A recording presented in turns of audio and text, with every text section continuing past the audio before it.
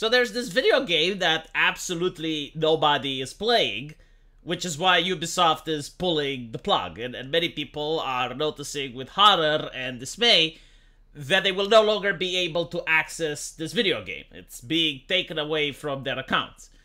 And they are thinking that, oh, well, this is what Klaus Schwab told me, that I will know nothing and I will be happy. And Klaus Schwab lied to me, because I'm not happy. I'm losing my fucking games.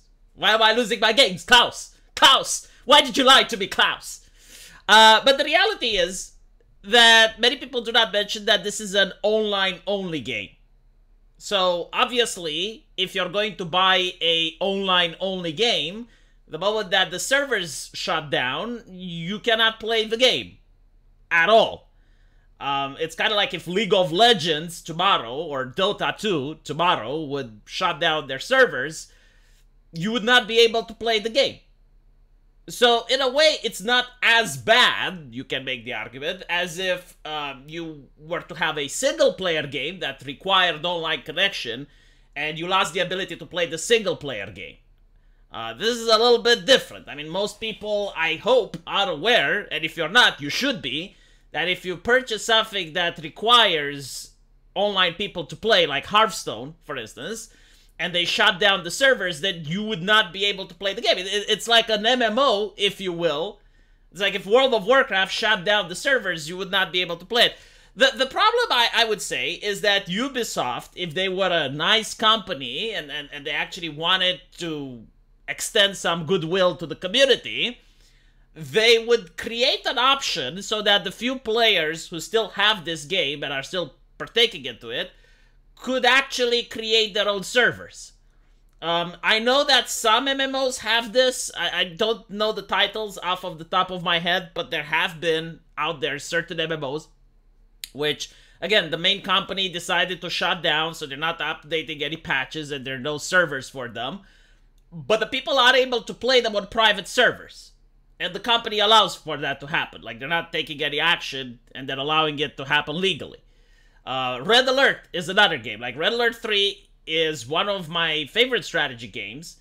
But unfortunately, despite the fact that I do have the game, I do own it, I am not able to play it in multiplayer.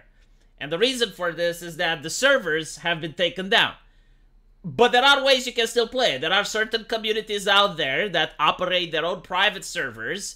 And the reality is that it's difficult to find certain people that are still interested in playing the game, but it's not impossible. And this is what Ubisoft could have allowed when it comes to this particular video game, which apparently was a trash video game, from my understanding. I'm not into racing games, but most people did not enjoy it. I looked at the trailer and I didn't enjoy it either when I saw it, so I didn't purchase it. But I understand that it still has like a small, vibrant community of people that, for some fucking reason, don't know that Need for Speed exists, and they prefer playing this garbage. But still, they're loyal customers to Ubisoft, and it would have been nice if Ubisoft could have spent some additional resources in order to make sure that these individuals can still play the game rather than take it away from them. Now I gotta say, I actually wanted to find someone, like any type of person that has played The Crew so that I can ask them a couple of questions. But despite of my extensive network, despite the fact that I have a medium-sized YouTube channel with over 150,000 subscribers, I couldn't find a single person that has The Crew. So I genuinely do not know if the online aspect of the game is genuinely that essential. Because League of Legends and The Division are both online-only games. And League of Legends, if you do not have access to the servers, then you cannot play the game whatsoever. Like, if you don't have the ability to connect with other players, that's it.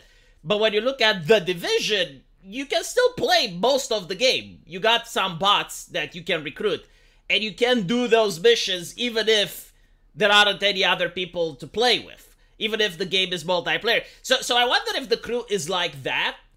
Like, if you can still play the game without interacting without any people. Because if that's the case, then shame on Ubisoft for taking it down. But again, I couldn't find a single person that actually played this video game to tell me what it's like. But what I do know is that there are enough individuals that are threatening lawsuits. For example, you have people here in the European Union, and I do believe that they may have a chance of winning because PlayStation is actually giving refunds. Like, we're talking 9 years after the game was released, PlayStation is giving refunds, which is incredibly rare.